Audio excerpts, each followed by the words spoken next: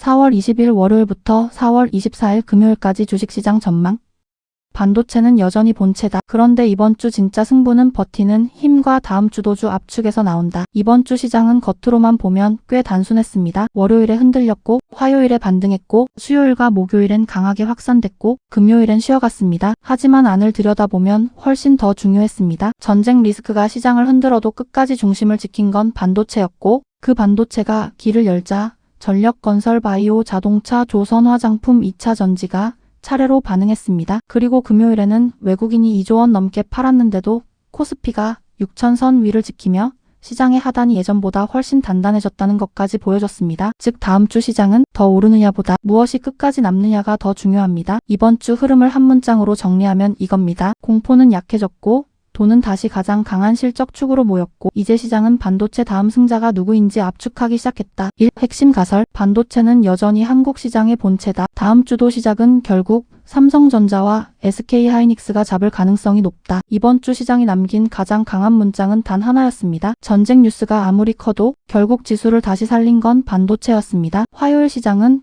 외국인과 기관이 함께 반도체 본체를 다시 사며 시장이 무엇을 중심으로 갈지를 보여준 날이었습니다. 수요일과 목요일에도 시장 확산은 있었지만 그 확산의 출발점은 결국 반도체였습니다. 금요일 하이닉스가 흔들렸어도 그건 추세 훼손보다 차익 실현과 실적 전 재정비에 더 가까웠습니다. 이 가설이 맞다면 다음 주는 이렇게 흘러갈 가능성이 높습니다. 4월 20일 월요일 주말 헤드라인과 미국 위험 자산 흐름을 반영하며 삼성전자와 SK하이닉스가 먼저 방향을 잡는 날입니다. 시가부터 반도체가 덜 밀리거나 바로 반등하면 이번 주 본체가 다음 주에도 유지된다는 뜻입니다. 4월 21일 화요일, 월요일 반응이 진짜인지 확인하는 날입니다. 외국인이 삼성전자와 하이닉스를 계속 사면 추세 유지이고 반대로 바로 차익 실현으로 밀리면 아직 이벤트 장세 색깔이 남아있다는 뜻입니다. 4월 22일 수요일, 대형 반도체에서 장비 소부장으로 확산되는지 보는 날입니다. 반도체가 시장의 중심이라면 이때부터 밸류체인 종목들이 다시 움직이기 시작할 가능성이 큽니다. 4월 23일 목요일 다음 숫자, 즉 실적 기대가 시장에 얼마나 강하게 남아있는지 확인하는 날입니다. 지수는 흔들려도 반도체가 가장 덜 밀리면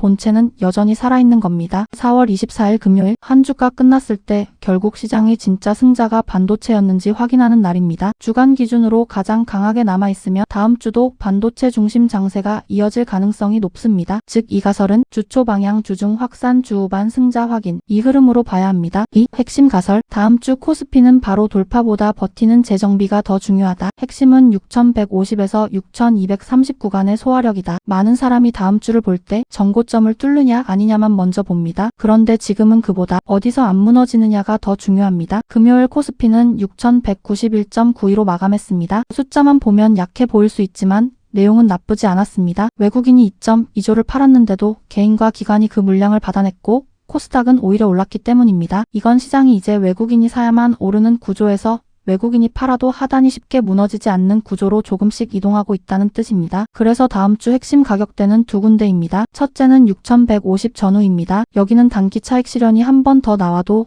버텨야 하는 자리입니다. 여기를 지키면 시장은 조정은 있어도 추세는 안 꺾였다는 쪽으로 해석됩니다. 둘째는 6230 전후입니다. 여기는 다시 매수세가 붙는지 아니면 전고점 부담으로 밀리는지 확인하는 자리입니다. 이 구간을 거래량과 함께 넘기면 시장 심리는 다시 전고점 재도전 모드로 바뀔 수 있습니다. 이 가설이 맞다면 다음 주 흐름은 이렇습니다. 월요일 장 초반 흔들림이 있더라도 6150 근처에서 받는 힘이 나오는지 봐야 합니다. 화요일 월요일 반등 또는 보합이 나왔다면 그걸 외국인이 이어받는지 확인해야 합니다. 수요일 주초 상승이 있다면 중간 점검이 나오는 날입니다. 여기서 낙폭이 제한되면 강한 시장입니다. 목요일 다시 6230 부근 재도전이 가능한지 보는 날입니다. 금요일 결국 다음 주가 전고점 돌파 주간이었는지 아니면 전고점 앞 재정비 주간이었는지 판가름 나는 날입니다. 즉 다음 주 코스피는 직선 상승보다 버티면서 압축하는 형태가 더 현실적입니다. 3. 핵심 가설. 반도체 다음 순환매 후보는 이미 드러났다. 화장품, 2차 전지, 전력 피지컬 AI가 다음 승부처다. 이번 주는 반도체만 강한 장이 아니었습니다. 수요일엔 대우건설, 두산에너빌리티, 대한전선, APRR, 테오젠 같은 축이 보였고 목요일엔 현대차, 두산에너빌리티, 한화, 오션로보티즈, 비츠로셀 같은 이름들이 확산을 만들었습니다. 금요일엔 화장품과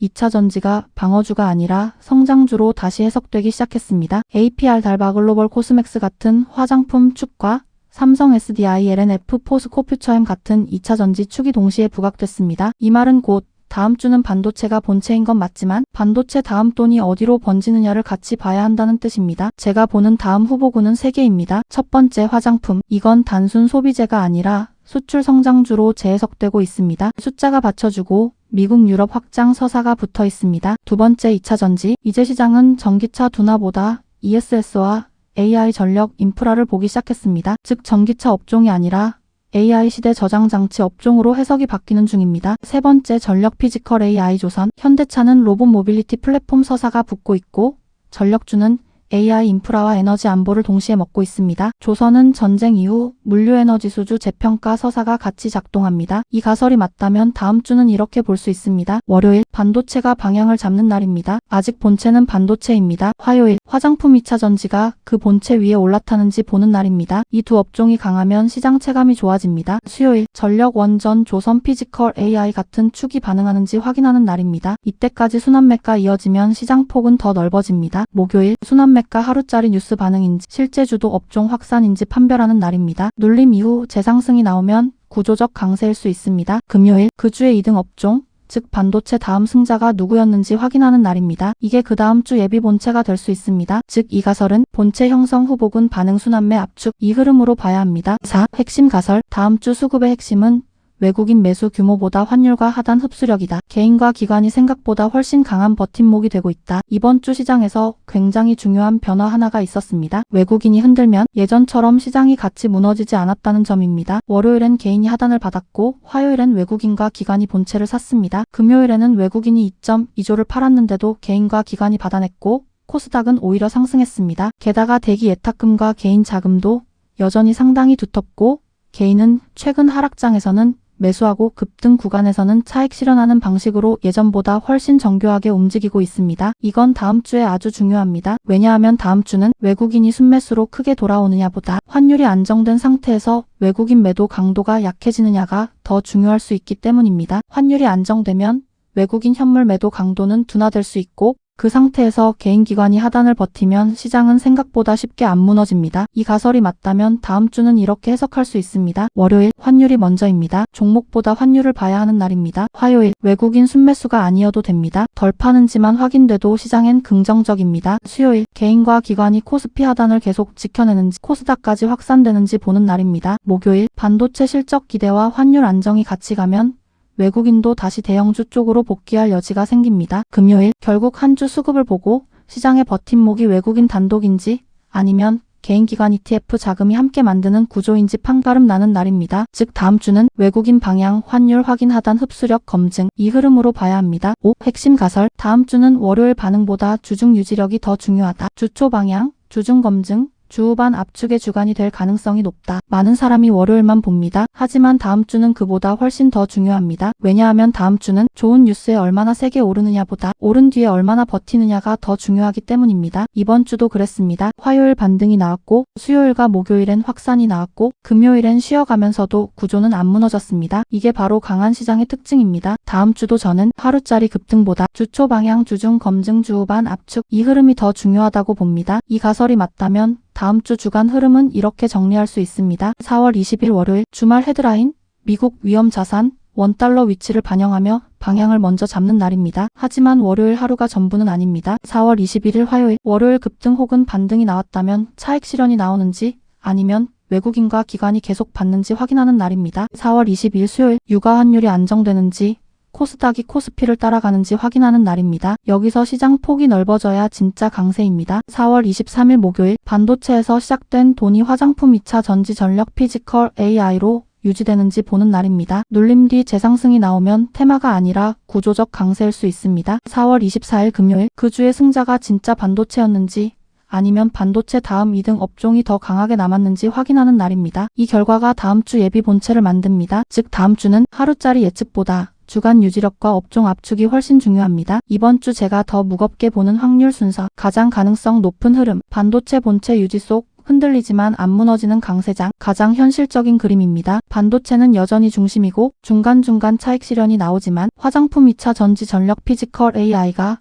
빈자리를 메우는 구조입니다. 지수는 거칠 수 있습니다. 하지만 내용은 생각보다 좋을 가능성이 높습니다. 코스피는 6150 부근에서 버티고 주중 한 번 더 6230을 확인한 뒤 주후반엔 전고점 재도전 심리가 다시 살아날 수 있습니다. 그 다음 가능성, 주초 강세 후 주중 차익 실현, 다시 주후반 재압축, 월요일과 화요일은 위험선호 연장으로 강하고 수요일쯤 차익 실현이 나오고 목요일과 금요일엔 다시 강한 업종만 살아남는 흐름입니다. 이 경우 체감은 피곤하지만 오히려 더 건강한 장일 수 있습니다. 과열을 시키고 강한 종목만 남기기 때문입니다. 가장 조심할 흐름, 환율유가 재상승, 외국인 매도 재강화, 방산에너지만 상대 강세. 이 경우 시장 해석은 다시 바뀝니다. 전쟁 완화 기대보다 아직 불확실성이 끝난 게 아니라는 쪽으로 심리가 이동할 수 있습니다. 그러면 반도체도 상승 탄력이 줄고 방산에너지 일부 방어주만 상대 강세가 될 수 있습니다. 다만 지금은 예전과 다릅니다. 개인과 기관의 하단 흡수력, 대기자금, 실적 기대가 있어서 이 시나리오가 나와도 곧장 붕괴보다 흔들림 확대 쪽에 가까울 가능성이 큽니다. 다음 주 핵심 변수 10가지, 주말과 주초 미국 이란 관련 헤드라인, 좋은 뉴스면 월요일 위험 자산 선호가 강해질 수 있고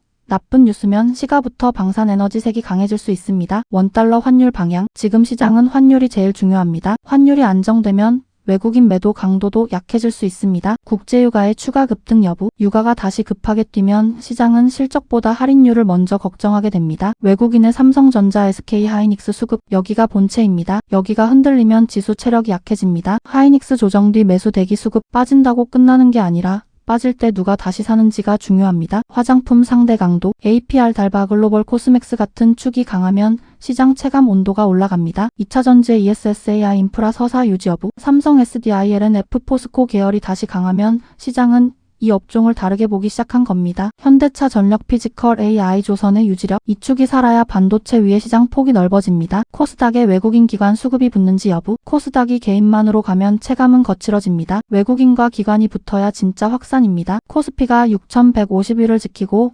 6230을 다시 넘기는지, 지금은 이 두 구간의 의미가 큽니다. 여기를 지키고 넘기면 시장 심리는 꽤 빠르게 강해질 수 있습니다. 핵심 정리, 다음 주 시장의 질문은 단순하지 않습니다. 더 오르느냐? 이 질문만으로는 부족합니다. 진짜 질문은 이겁니다. 반도체가 여전히 본체인가? 그 본체 위에 누가 2등 업종으로 남는가? 외국인 매도에도 시장이 버티는 구조가 진짜 강해졌는가? 제가 보는 가장 현실적인 결론은 이렇습니다. 다음 주는 반도체가 여전히 중심에 서 있을 가능성이 높고 그 주변에서 화장품 2차 전지 전력 피지컬 AI가 2등 업종 자리를 두고 경쟁하는 주간이 될 가능성이 큽니다. 그리고 더 중요한 건 월요일 하루보다 수요일과 목요일, 금요일까지 누가 버티고 누가 남는지가 훨씬 중요하다는 점입니다. 한 문장으로 정리하면 이겁니다. 다음 주 시장은 반도체가 다시 길을 열 가능성이 높지만 진짜 승부는 그 길 위에 어떤 업종이 끝까지 남아 다음 예비 본체가 되느냐에 달려 있습니다. The big money is not in the buying and selling, but in the waiting.